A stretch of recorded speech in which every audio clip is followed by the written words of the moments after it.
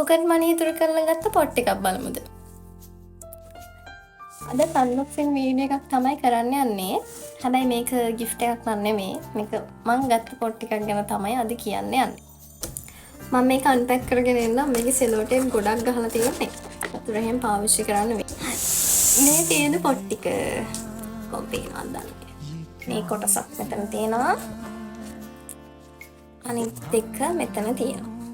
පෙළාම තියෙනවා මෙන්න මේ පොත. මංජුල සේනාරත්න මහත්මයාගේ බියුරෝ කියන පොත. මේක හරිම ආසාවෙන් කියවන්න කාලයක් තිස්සේ බලන් ඉන්න පොතක්. ඉතින් ඔන්න මම දැන් ඒක ගත්තා. මේ පොත 12 මේකත් මංජුල සේනාරත්න මහත්මයාගේම තමයි.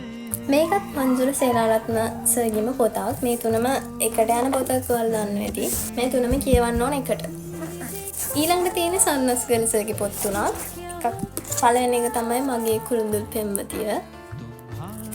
ඊළඟට තියෙනවා වස්සාන සිහිනය. ඊළඟට තියෙනවා මේ දෙසැම්බර් රොමැන්ස්. ඊට පස්සේ මම තව පොතක් ගත්තා මේක. කැමේලියා. මේක විරාජිනී තෙන්නකෝන් මහත්මියගේ එකත් ලස්සන පොතක්. කියවන්න ඕනේ. ඉතින් මේ තමයි මම පොකට් මනි ඉතුරු කරලා ගත්ත පොත් ටික. මේ පොතත් කියවලා මම රිවිව්ස් අරන් එන්නම්.